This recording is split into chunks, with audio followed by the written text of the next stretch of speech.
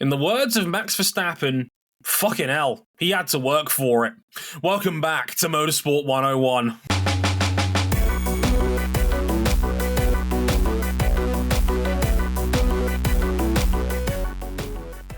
It's just nice for Formula One to be back in Italy again for the first time in a couple of years in that part of the world. Welcome to episode 518 of Motorsport 101. I'm your friendly neighborhood host, Dre Harrison. Glad you could join us. And in this rare occasion where Formula One doesn't get top billing in a set of recordings here, we're going to be talking about the Emilia-Romagna Made in Italy Grand Prix. First time in a couple of years here after the horrible flooding of 2023, which claimed half a dozen lives, of course. Great to see them back in the region and the country back in full beauty, as it should be. So it is a beautiful part of the world over there, after all. And yeah, well, I want to say we got a classic. We got a terrible race with a brilliant ending. It's weird how these things work out in the end sometimes. But it also says a lot about the state of the field, I'd argue. So we're going to be breaking down the Imola Grand Prix. We'll be talking about some of the latest silly season rumours. And we'll be talking about some of the silly season calendar rumours. It's kind of a weird one, but you'll see what I mean when we get there. Joining me on this show, as ever, is the one, the only, Mr. Cameron Buckley. Hello, sir. Hello. Very annoyed that I had to miss the Indy 500, but... you know, the Indy 500 episode, I should say. As long as it doesn't rain, I shouldn't miss the actual race. But I'm sure Krista Hardy did a fine job taking my seat and leaving me plenty of sticky notes of dad jokes. Oh, yeah. Dad jokes, puns, awkward interview segments, you name it. It was all there. The holy trinity of Krista Hardy appearances. Honestly, but you know, with this race, it's like the Boston Celtics. Where they just should be running up the score on people, but instead they want to fuck around and take their foot off the gas, and suddenly their competition is making them go to overtime. You're just the most smug Boston This is the weakest Final Four playoffs I've seen in some time. If Boston don't win a ring, I'm going to destroy you. I'm still feeling whiplash from the fact that the Nuggets got eliminated. I'm going to be real with you. The Wolves might be a team of destiny. I'm gonna be real with you. Sorry for basketball 101, but yeah, it's close at the top of the NBA. Max should have been running up the score in this race. Until he wasn't. In the same way that Denver was leading that game 7 by 20 points in the third. Until they weren't. Weird how these things turn out. I also, of course, RJ O'Connor is also here. How's it going, big man? I don't know. It's hard for us to take any joy in basketball now that the New York Knicks have been mercifully put down in 7 by the Indiana Pacers. Speak for yourself. Rest in piss, bozos. Oh no, I was just thinking of this for the perspective of ESPN programming, because without the New York Knicks in the Final Four, what are they to do? Get healthy. Anyway. You couldn't finish that with a straight face. I don't know. Maybe talk about 4 really outstanding teams that have made it this far in the Final Four instead of lament the fact that we're not going to New York, Los Angeles, or San Francisco for any part of the remaining NBA playoffs. I don't know. Just a thought. Bing bong. So yeah, we're breaking down all of that over the next 45 minutes or so as we review the Emilia-Romagna Grand Prix. But first, places you can find us, we're on youtube.com/motorsport101. If you want to listen to your podcasts on YouTube, you now can, because we've now hooked up with YouTube Music to send that shit that way. You could also listen to us, of course, on Apple Podcasts, on Spotify, and where all good podcasts are available. You can also check out our website, motorsport101.com, where we've got bonus content where I write about all the action from this Grand Prix, some of the city season talk in general, and a full breakdown and preview of the Indy 500 as well. That's coming up this weekend.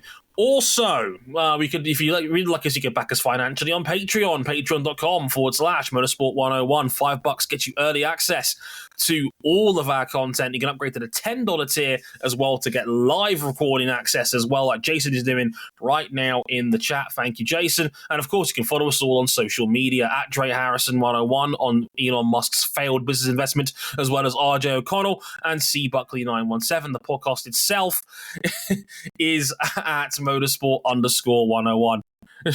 But Cam, what are you doing? I'm trying to get RJ's attention. What's up? They're making this. They're making.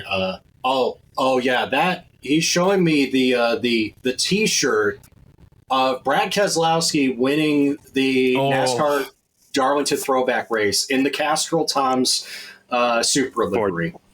Beautiful Castrol Toms Ford Mustang. Of course, like all good things should be. And of course, you can follow us on Instagram as well at Motorsport101pod. Right, without further ado, let's get into the Emilia-Romagna Grand Prix.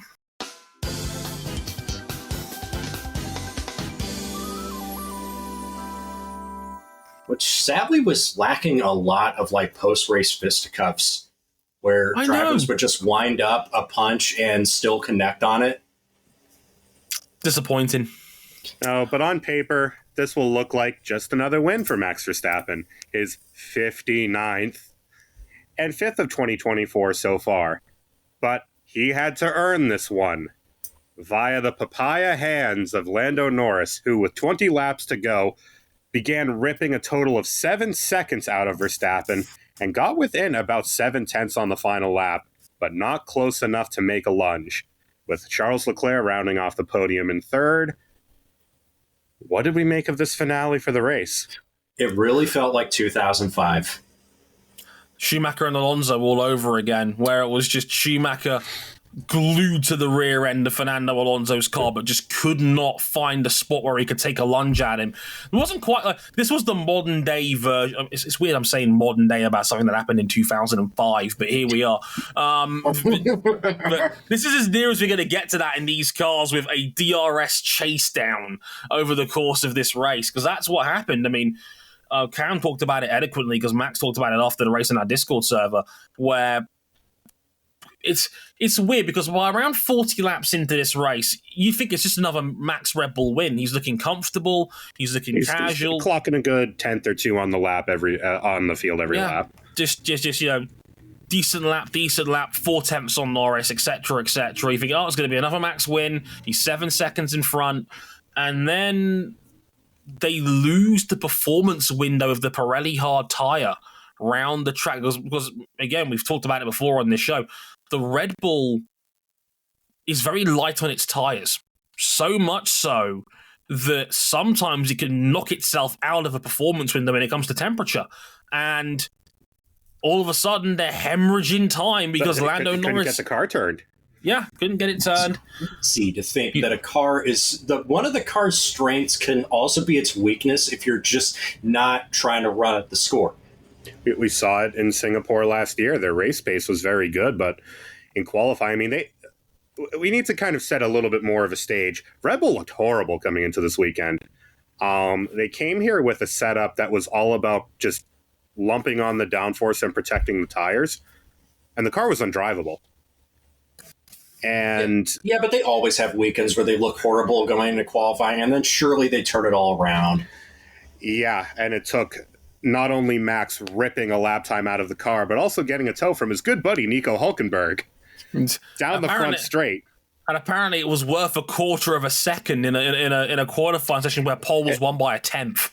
It actually hurt him into the next corner. He was going so fast into the first turn that it actually he kind of blew the turn. Funny how that works. Yeah, because on his first lap, his sector 1 was so money. It was like 2/10 on the field, but he kind of botched it by having the extra closing speed going into the bend. It was wild.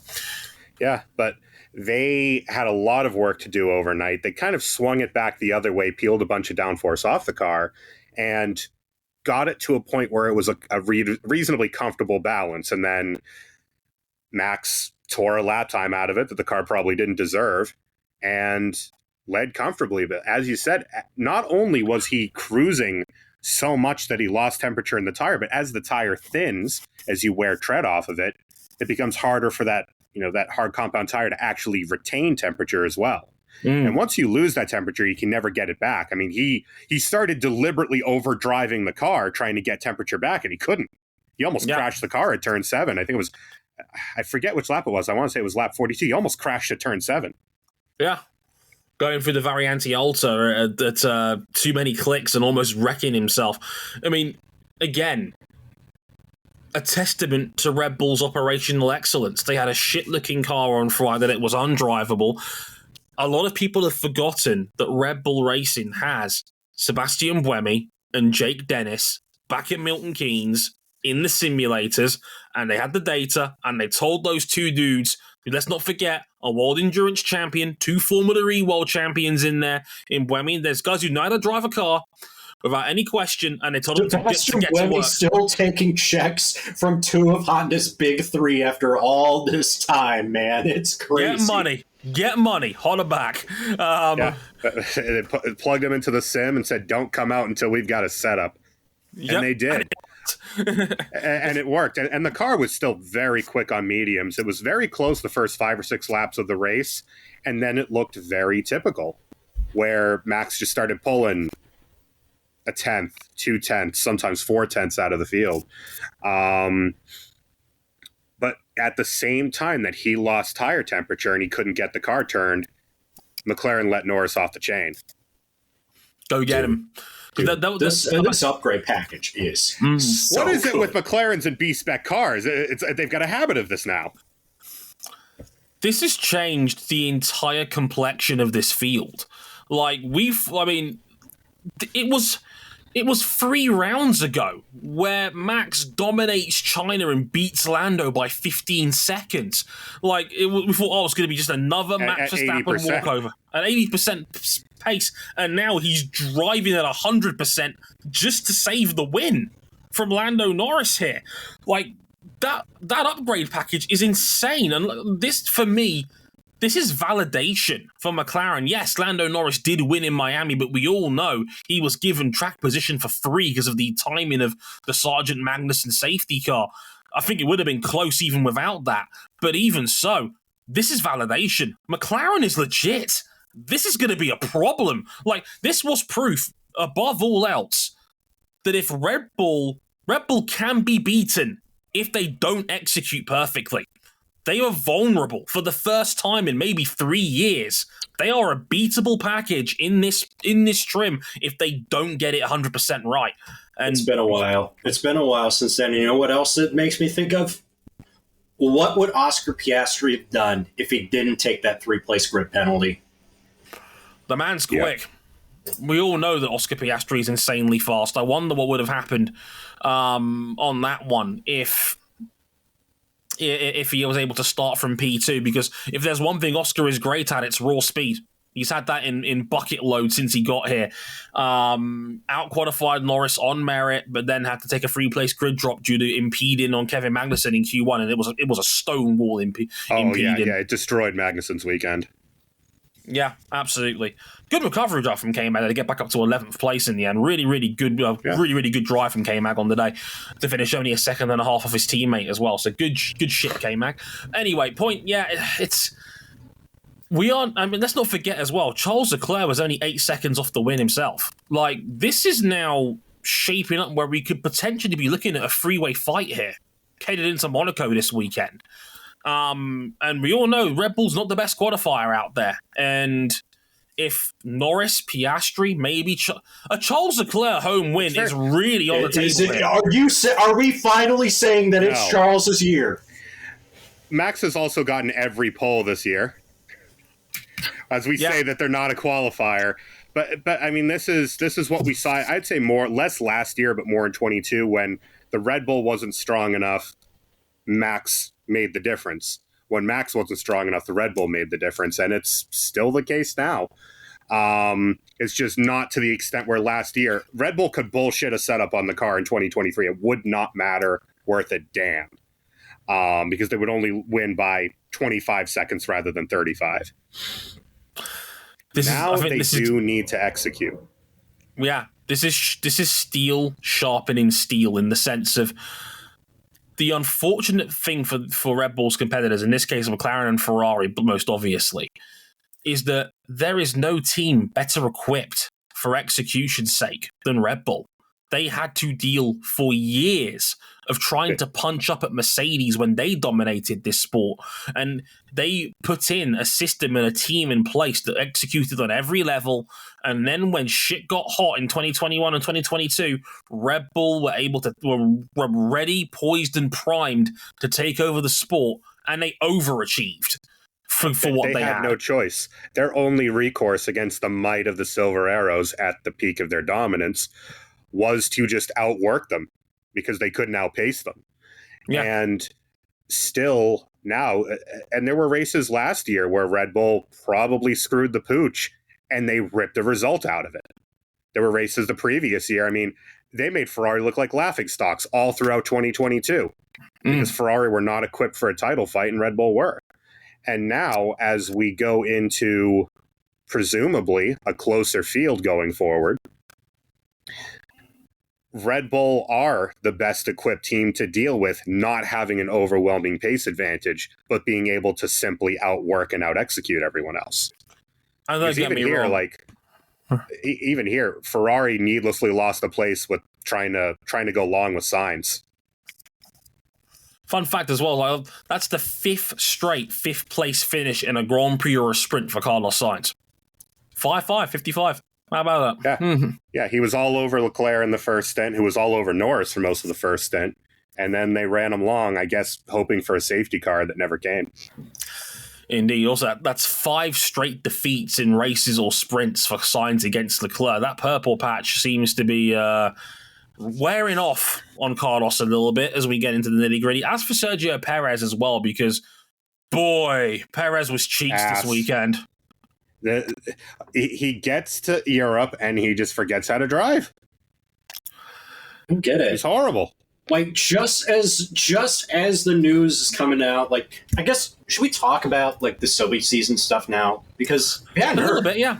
Alex Albon signed a 2-year extension with an option for a 3rd year to stay at Williams.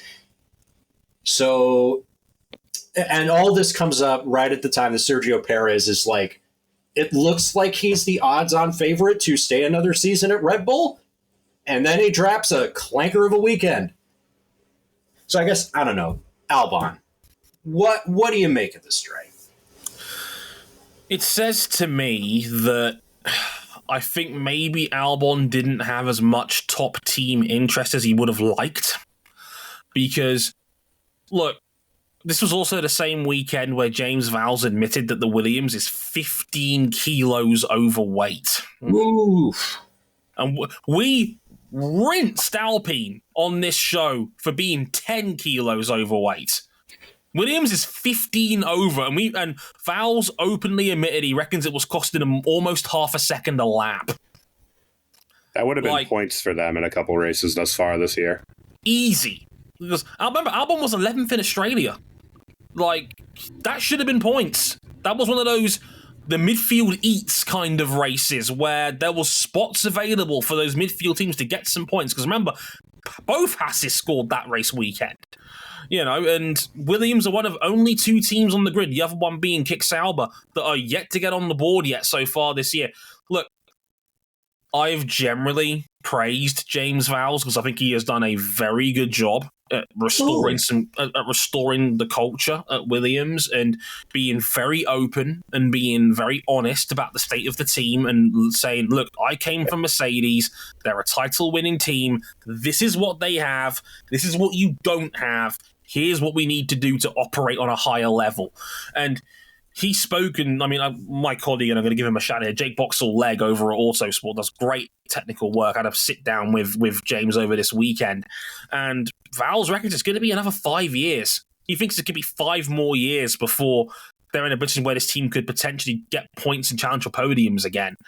I don't know whether Vowles, who is a wonderful talker, who's one of the best ASMR style, I'm going to whisper in your ear some good shit about being in an F1 team kind of team boss, and was able to convince him into this. Because right now, Williams is arguably the worst team in Formula One again right now, and he's just convinced a very, very good driver to potentially sign away 3 years of his prime over there. That takes some doing. Like, that's a big commitment from Albon and a big statement of intent from Valves that this is the guy we're going to build our team around going forward. And why not? Because Albon's been brilliant for them since joining them. Yeah, like there was chatter. There was chatter on the socials saying, "Oh, if Albon were to sign with the top team, he'd get rinsed just like he did back half of 2019 and 2020." And like, I don't think he's that driver anymore. I don't think he's that driver anymore, but also the Williams has been so poor thus far this year that it's hard to benchmark him because he also has a dead man walking in the other seat right next to him. This decline hit him at the worst possible time in terms of his negotiations. Like, he wants that security. Williams wants a stable driver over which to build their team around. Like, I get it. Yeah, it's just how they turn it around, man. I really do. And look, as Cam says, I think it's safe to say at this point Logan Sargent is a dead man walking. The fact that we barely talked about it. The fact that Williams were looking to get special age dispensation so that Andrea Kimi Antonelli could get a super license to drive an F1 car at 17 when he doesn't. When they don't have to wait that long, only till August, until his 18th birthday, says to me that you clearly have no faith in Logan. As if Australia wasn't already bad enough. All it tells me is that the second that he turns 18, they're probably going to slot Logan out of that seat and slot Antonelli in if they get Mercedes' blessing, at least. Yeah, and if Mercedes comes calling for Antonelli somehow for his first full season, Valtteri Bottas, you want to bring this all full circle? You want to run it back with that? Oh. It can't be as bad as it was in 2013. It's worse now. I'd like to think that I thought it was funny that Valtteri said he was just trying to get some coffee out of Williams' motorhome when he showed up for a 15-minute visit. When it was seen on Drive to Survive, James Vowles doesn't drink coffee. Just throwing that out there. Dre, that is also implying that no one in that team drinks coffee. I know that's some bullshit for True City. So it could be Valtteri Bottas coming back home to where it all began for him back in, I want to say 2012 he made his F1 2013 debut. His race debut. 2012 he was basically FP1ing pretty much every FP1 section in place of Bruno Senna. And in 2014, on a regulation change with Mercedes power, Williams built a piss missile. And they had debatably the second best car in the field for most of the year. Yeah, top 3 team. Easy. Yeah, it's that was a wild time. We've also got the situation where it looks like we all can pencil in Behrman over there, but the second seat looks like it could be up for grabs. We've had a whole manner of names linked with that seat, Yuki Tsunoda being one of them potentially, because it looks like Red Bull just don't believe in him enough to put him in contention for the top-end seat, which I think, for me, is kind of wild, and I say that because you look at the situation right now, and I'm circling back to Sergio Perez a little bit here. I said this during last year on the show. If the field closes in on Red Bull, which they inevitably would, it would immediately put Sergio Perez in trouble because of the gap between him and Max Verstappen. But then, here's the thing, though. If Red Bull doesn't believe Yuki Tsunoda is that guy to take over the seat, who else do they have? Well, do you want to put that responsibility on Liam Lawson, who has had a small cup of coffee so far, or do you want to put it on Daniel Ricciardo, who has been roundly outperformed for much of this season? Who's got waxed by Tsunoda this weekend. They're calling Carlos Sainz. I'm adamant they're going to call Carlos Sainz. And the reason I say this is because if Carlos Sainz really did think Audi was the best option on the board for him, he'd have signed that contract by now. He hasn't. Why? Because he just learned that his dad has signed a new contract with Ford to go continue his Paris-Dakar pursuits. And the whole thing about that Carlos Sainz Jr. to Audi rumor was pretty much predicated on the fact that his daddy drives for Audi at Dakar. Yeah, it's a wild one now. Now he's on the Ford badge, and obviously we all know Ford's got a nice sticker on that Red Bull powertrain for 2026. We have to wait and see how that plays out. No, it's a totally Ford design powertrain. It's not just a sticker. Don't say that. And a lot of this ultimately hinges on what the rumblings coming out of the power unit projects, because I mean, Mercedes are a mess right now. And you have Allison coming talking about how they view their power unit for 26, that they're very confident in it. Just think about going back 10 years and saying Mercedes is going to be in a world of trouble when it comes to their power units. They're getting, again, they are getting humiliated by one of their customers. Demolished. McLaren's 50 points in front of the factory Mercedes team right now. Mercedes 50. are Alpine from last year. In this race, they were genuinely way off of everyone in front of them, way ahead of everyone behind them, just sitting in no man's land all race. Yeah, the point I was going to make is that this is doomsday a year early for Checo, and that could set off the second big roll of dynamite when it comes to this silly season. Because if like Red Bull 2 years ago gave Perez an extension at the next upcoming round at Monaco, off the back of thinking he was good enough to deserve a contract. The latest rumor out of Latin America right now is that Perez is being offered a 1-year deal to stick around. Checo wants 2. And apparently they're in an impasse over that, basically, is that Checo wants the extra security. He's got to perform better than what he did last weekend if he wants to. Yeah, Horner reckons it's a blip. And he's done well enough at the rest of the rounds this season where I think he deserves the benefit of the doubt for now. But he can't have remember, Monaco, he was cheeks last year. He was awful. He gave away the floor design. He crashed right into the wall. Yeah, everyone knew the RB19 secrets. Yeah, like he needs a big Monaco to get to steer the ship more than anything else, because right now it's looking like Norris and Leclerc and to a degree Piastri are all currently quicker than him right now in that upper midfield fight. And like I said, this could be the doomsday for Checo that I saw was coming a year ago. A caught up field, like Perez might cost him the constructors if this keeps up. Because if McLaren keeps punching 2-3, or Ferrari, the blessing for Red Bull is that there are 2 competitive teams roughly in the same spot right now. Where it's always someone different finishing second or third. Yeah. McLaren and Ferrari potentially taking points off each other could be the blessing that Red Bull needs here. Because otherwise, they might be under some pressure if it was second and third for McLaren every other week. Because Perez falling behind would open the door for them to get pegged in the Constructors' Championship. Perez arguably already cost this team the Constructors in 2021. They can't afford to have him do that again in 24. You can't do that. Also, Alpine. Apparently Ocon might want out. Looking at what Hayes doing versus how Alpine is progressing, I'm not surprised. I didn't think that a Schumacher might return to Enstone. Apparently, that's the latest promote from within rumor. Although if I'm Mick Schumacher, I've got to be thinking, I just got in a competitive car again. You're going to put me back in this? Competitive in relative terms.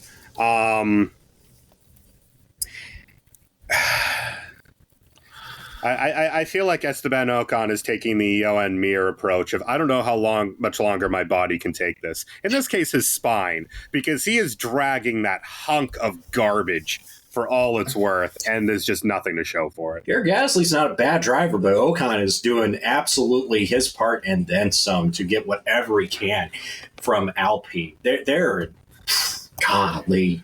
As a factory team, they are genuinely shameful. Biggest disappointment since Jaguar? Probably.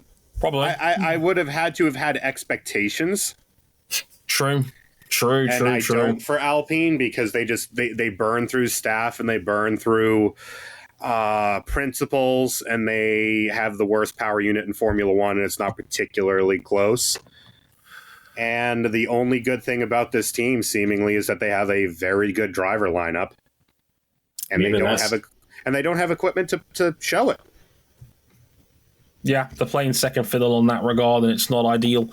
They wish they were playing second fiddle. Yeah, 1 point on the year thus far. One.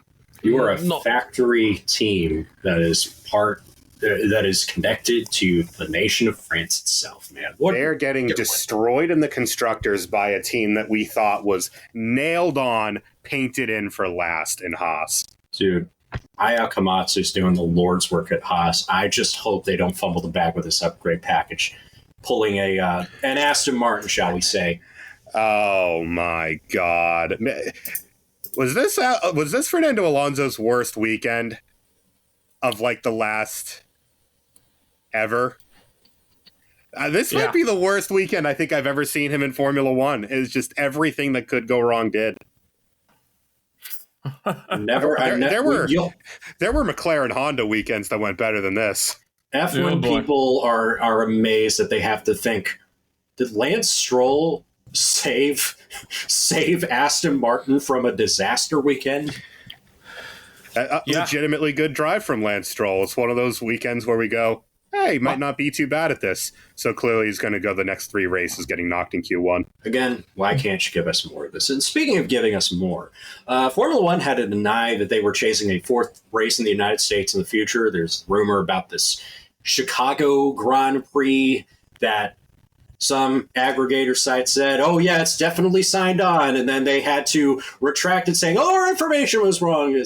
Anyway, no 4th race in the United States for now. But they admitted they're chasing more races in the Asian market, specifically the East Asian market, with strong hints of Thailand joining the calendar in 2027, with a return to South Korea also as a heavy favorite. Now, you might be thinking, Thailand. Oh, so that means we're getting Formula One at Chang International Circuit. That's a great track for bikes and for sports car racing in the local region. It's a purpose-built street circuit in Bangkok that's being floated. I don't know what the deal with South Korea. Would they go back to Yonggam? No. Is the track still there? I think it's still there. I think it's the Incheon Harbour they're talking about potentially having a street race down there, basically. I don't feel anything from this. Like, I'm not bothered. I'm whelmed. Well, it's what worries me about this is that I love Imola as a driver's track. It's not a great track for racing. It has never been a particularly great track for racing. Let's just roll down the list. F3 was not very good. F2 was a mess. Yeah. Not for fun reasons.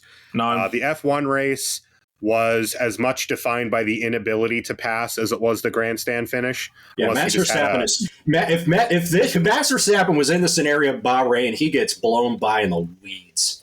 And even the WEC race, right? The WEC race was good because it poured and it turned into chaos.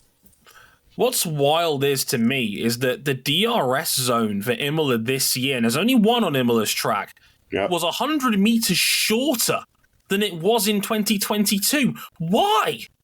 Why are you shortening Imola's DRS zone? And in 22, it was almost too easy to pass people. People were getting blown by down the main straight. But I think it's not so much the DRS zone as it's just the fundamental layout of this track. Every potential overtaking opportunity is then broken up by a little chicane or a double A. It's not the way the track has been since 1995. Yeah, and it was never a source of brilliant race. I mean, in 2005, we talk about that race, and I'm still angry as a Kimi Räikkönen fan. Me pointing at my MP420. Beautiful car. Alonso won that race on 7 cylinders. It was just nothing. It was nothing Michael could do. He couldn't get around him. Yeah, it's one of those things where, for me at least, it's like what worries me is that Imola, its contract runs out at the end of next season. It's one of these few tracks on the calendar that isn't on this enormous multi-year contract to make it a staple round on the calendar. Remember, Imola was only ever brought back as a pandemic filler in 2020.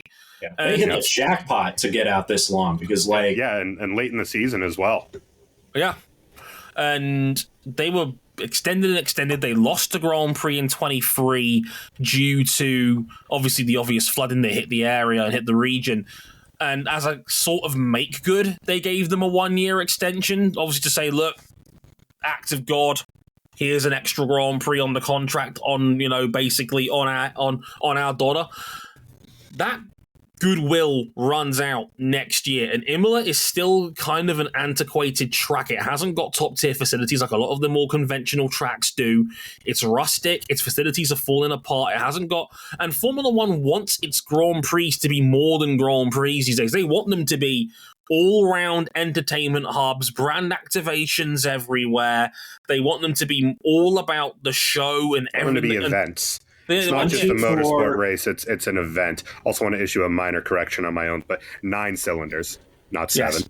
Still have V10s. 25 Super Bowls is what they wanted. I believe that's what the quote was.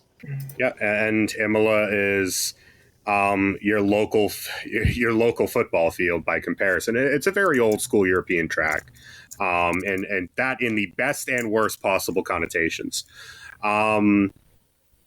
And I think they got very late. In 2021, we had a banger here because it rained and Max and Lewis were choosing violence, as they often did in that season. And then in 22, again, pretty good race. And I think that has now kind of fallen by the wayside. What worries me here is that it's the European rounds that are getting cut for these more outlandish recent events. Formula One now has 5 Grand Prix in Northern/Central America, of the 3 in the US, Mexico City, and Canada, which is coming up in 3 weeks' time.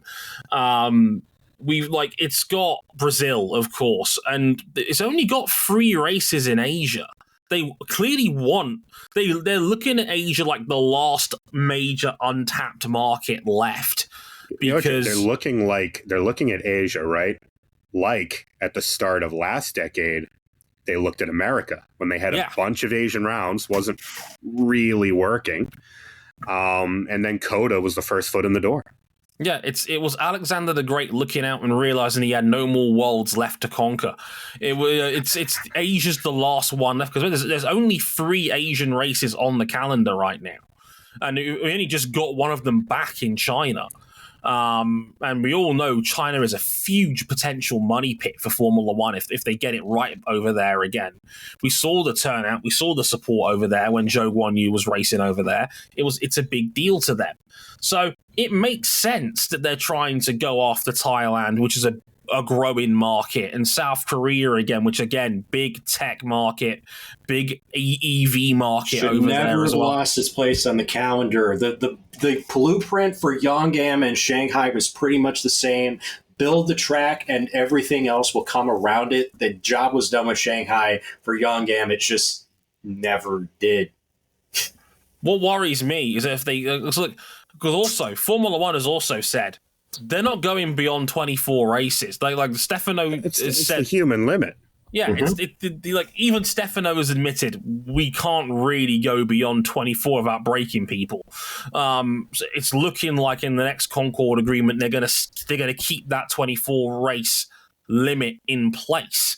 They've said that generally the agreement's going to be a lot like the last one for the most part. That's how negotiation seems to be going, and it looks like it's all generally going to plan. I think teams are generally quite hush-hush about the Concord for the most part, but it looks like it's going as planned. It worries me because it looks like Europe are going to get chopped left, right, and centre to facilitate these races. We've already lost Germany. We've already lost France. And France was prepared to come back as a rotational round. They said it publicly, and it still hasn't happened yet. We almost lost Spa. You know, we've nearly lost Monza a couple of times, due to government funding. I remember when we kept almost losing Silverstone several times over the last few years. Yep. Yeah, it worries me that chasing the bag. Yeah, if they're chasing the bag, Europe will be the one who goes, because a lot of Europe's place on this calendar has been held together by party favors. And they are running out because a lot of these European tourist countries can't afford to have a Grand Prix. And I know people have talked about a rotation policy and having maybe 5 or 6 rounds rotate in and out year on year. If you're the country's tourism board or you're the country's government who are funding these Grand Prix, you've just lost 50% of your value by making it an every other year race or a bi-yearly event. Are you sure you want that Grand Prix if you're only going to be getting it every 2 years? It's tough because like it's an easier sell when it's like, Euros or World Cup, or it happens once every little while and it always moves around, but like F1's different. I just worry that as it stands, it's going to be the European rounds that are cut. I've got a feeling next year's Imola will be its last. I think that's the easy one to chop if you're going to move something out for a Thailand, rumored to be for 2027. It was a race that was never really supposed to be here to begin with. It's lucky that it was able to stay on the grid for as long as it has. But Portimao's dead. Portimao's been dead.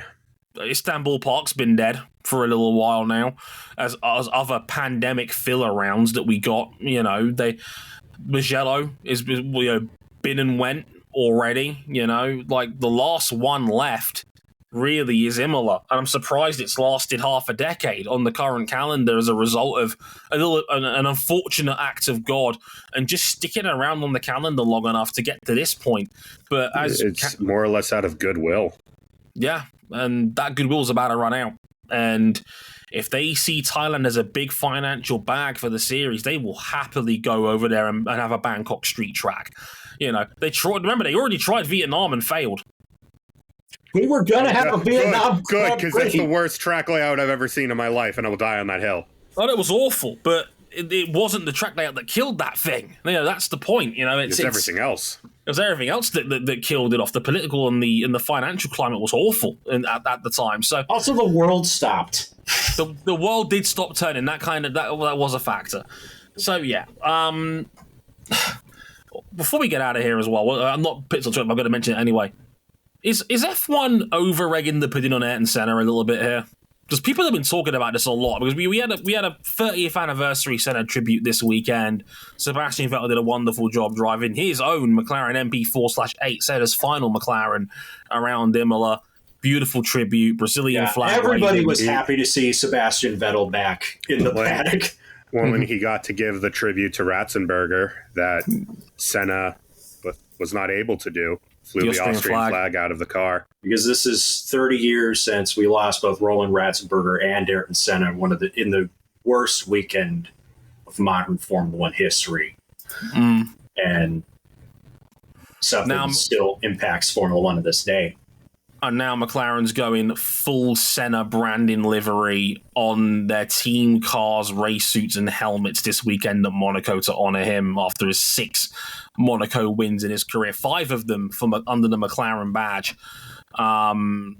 Everybody thought that we were getting red and white. So yeah, because they were selling red and white merch, a vintage merch range about a month out from the Grand Prix. So everybody thought it was going to be red and white, and they went full Senna, Brazilian flag branding instead. And a lot of people have been talking, friends of the show, Elizabeth Blackstock, talked about it on Ash Vanderlei's stream a couple of days ago, talking about how she's sick and tired of Ayrton Senna.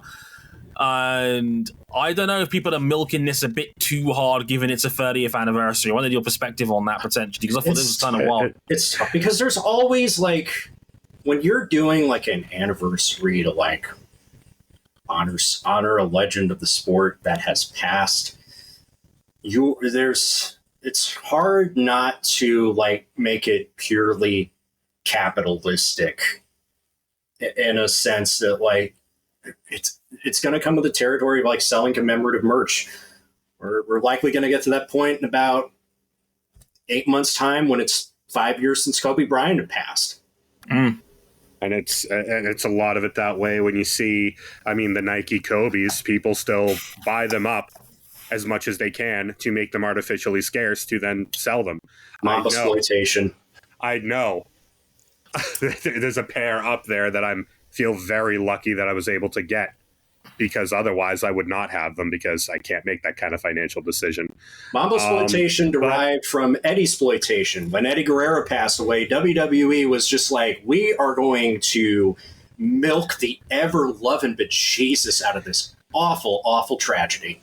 But that was always going to happen, because whether the ultimate love him or hate him F1 driver, he is one of F1's most mercurial personalities ever.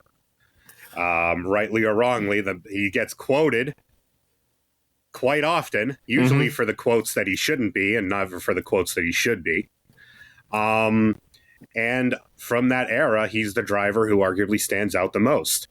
On the 30th anniversary of his passing, I'm not shocked that they're milking this for all of it that it is worth. It's when F1 does everything else to chase every bag. By the way, you hear Andretti are now hiring F1 staff into their team? Pat Simons is joining in that, which is kind of wild. I wanted to throw my clearly 2 not cents F1 standard, right? No, clearly not. I was going to throw my 2 cents in here as well. I was going to say, like, I've seen a fair few people that I call friends and peers I respect in this industry talking about it, like Shane Bear, love Stu immensely. Elizabeth Blackstock's one of the hardest working people in motorsport in general. Ash Vanderley's done a brilliant job of making a brand out of herself in F1. These are, well measured fans that are talking about this. My first thought was, Formula One is the definition of a cultish sport. It's gone. If anything, there's a very good reason why the more toxic members of driver fan bases are referred to as cult. Insert initials here. Right, and then it's what we do as a fan base. I was going to say, like, what have I always said on this show about the footballization of Formula One as a sporting fandom in the last half decade? It's been going this way for quite some time. And, yeah, and the matter, I get it. Senna was Marmite to many people, and there are accusations about him as a problematic human being. That is something that needs to be addressed, whether we like it or not. In the same way with Kobe Bryant, again, largely beloved, he also has a problematic past that shouldn't be ignored. What I would also say on top of that is that unfortunately, big sports brands turn a blind eye to a lot of shit like this. I remember as a big NBA fan, when they had the 75th anniversary celebration, one of the last people that got rolled out was Dennis Rodman. Check out Dennis Rodman's Wikipedia page if you want to know more about his problems. They're extensive for what it's worth. Sports leagues turn a blind eye to this shit. Senna is arguably the most beloved drivers of all time because he was a box office personality on and off the track.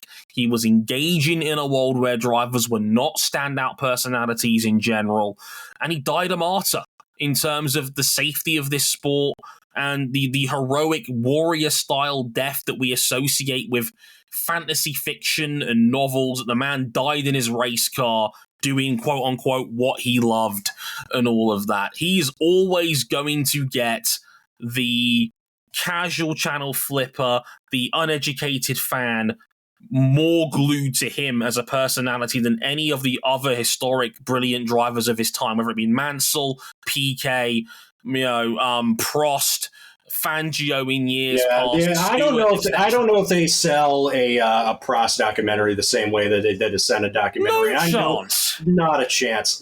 And that's not to discredit Alain Prost, who is a damn fine driver in his own right, to understate it completely. Yeah, but unfortunately, he doesn't move the needle like Senna's. And let's be real here, the Senna brand has had that S branded on a whole bunch of shit for the last 20, 30 years. They are Gran Turismo 6. They are a commercial outfit just as much as they are a charity. And they literally sell the man's likeness. Yeah, and it's a brand activation world these days in sports. Yeah. Everything is a brand activation now in Formula One. People wish Teresa Earnhardt would do this for her late husband.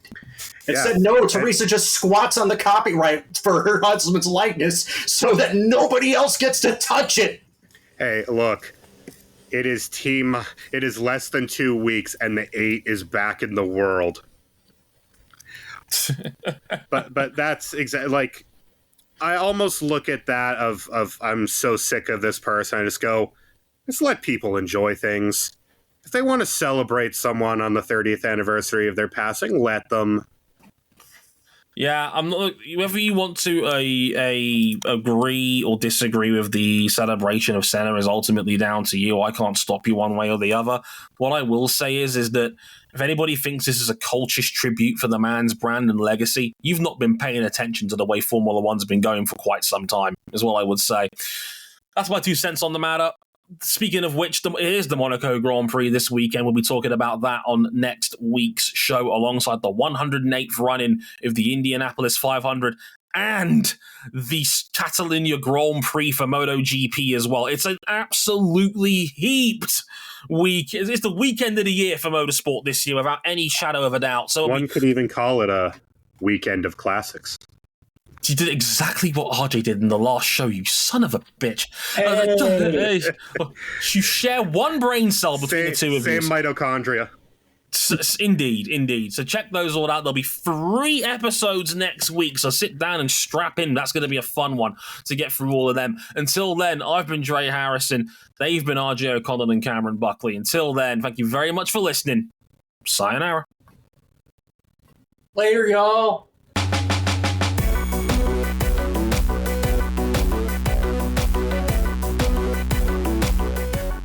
Still, could be worse. How could it possibly be worse?